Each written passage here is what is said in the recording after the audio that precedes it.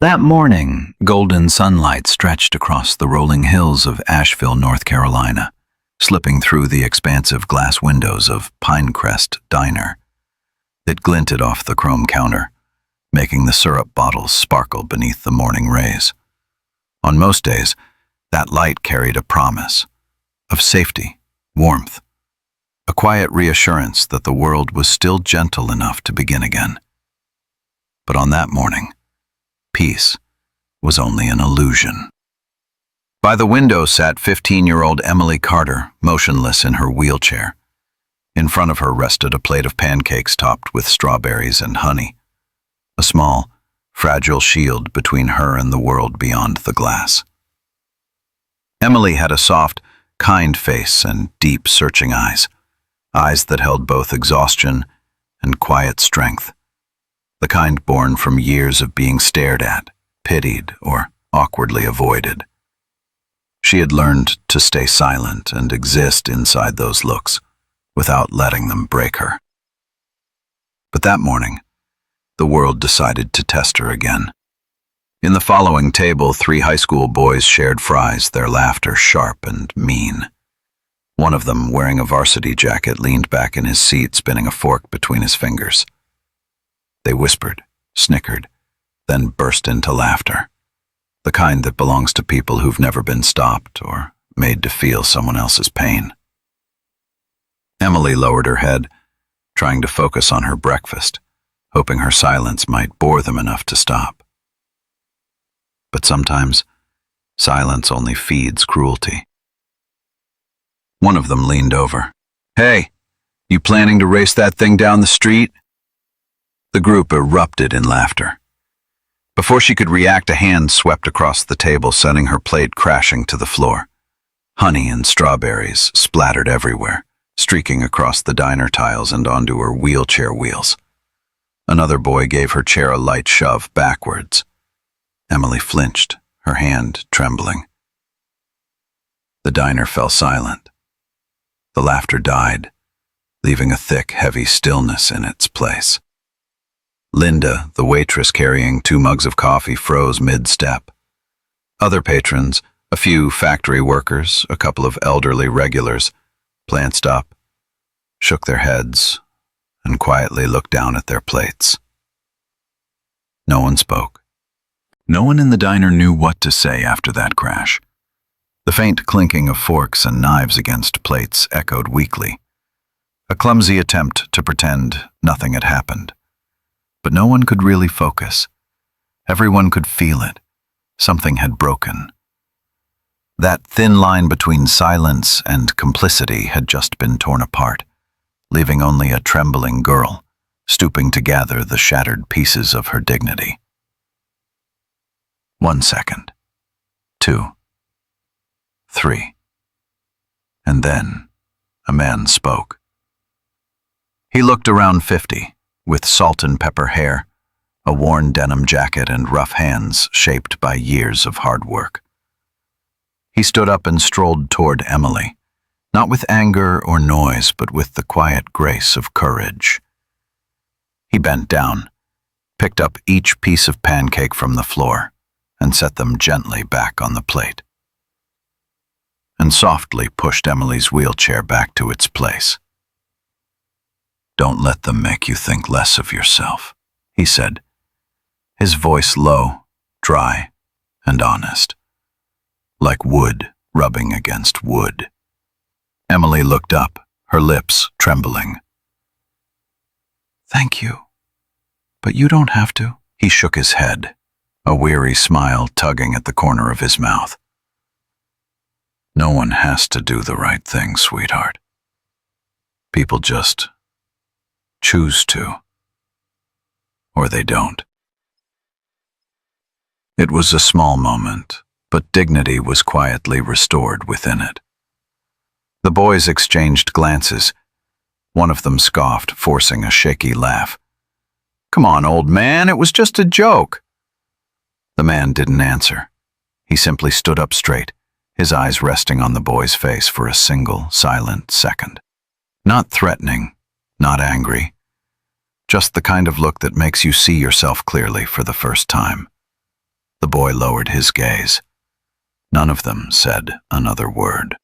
Linda, the waitress, set her coffee tray down, her heart pounding. She wanted to say something and apologize, but fear held her still. Fear of losing customers, fear of making it worse. And in that very moment she realized, fear too is a way evil survives. She stepped forward and placed a new plate of pancakes before Emily. "Sweetheart, this one's on me," she said softly. Outside, the rain stopped as suddenly as it had begun, leaving the street gleaming with silver puddles that mirrored the pale gray sky. Emily lowered her head, her hands still trembling. The little diner returned to its usual rhythm, or pretended to. But no one inside honestly forgot what had happened. Not because they didn't care, but because they were afraid. Afraid to speak, afraid to be seen, afraid to get involved in something that wasn't their business.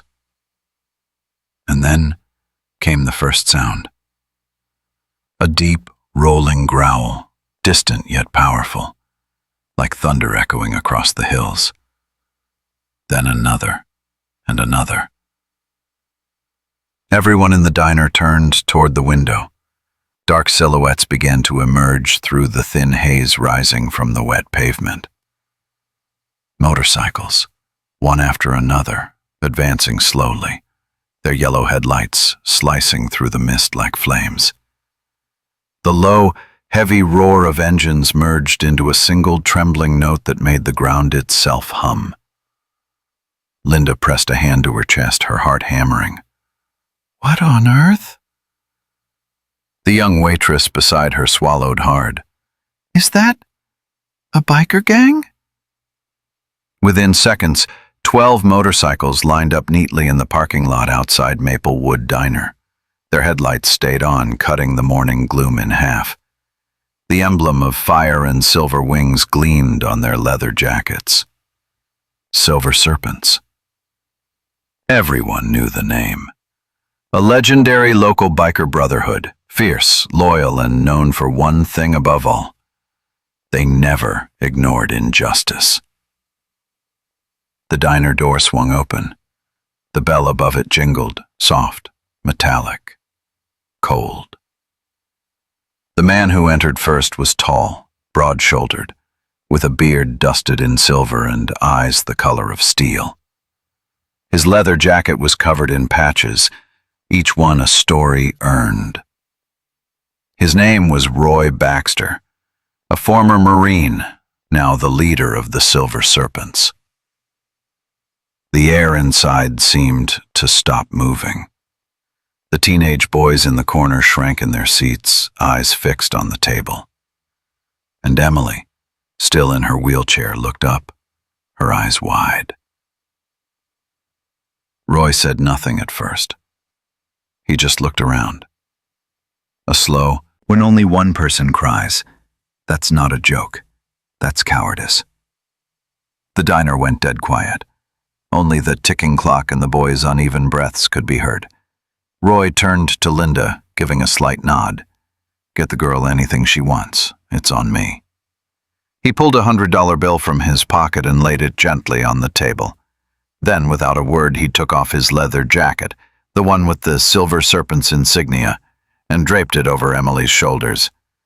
The whole diner froze.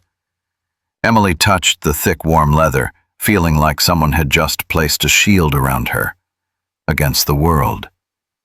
Roy smiled. "From now on, you're not alone, kid. Family comes in many forms. Sometimes it's the people you meet on your worst day." The teenagers stood up quietly, heads down, and walked out of the diner. Outside, the other bikers revved their engines and lined up in formation, forming a steel wall as the boys passed. No threats, no violence, just a reminder that sometimes justice wears leather and carries scars. Linda covered her mouth, tears brimming. The diner erupted in soft applause, not out of fear but out of awe.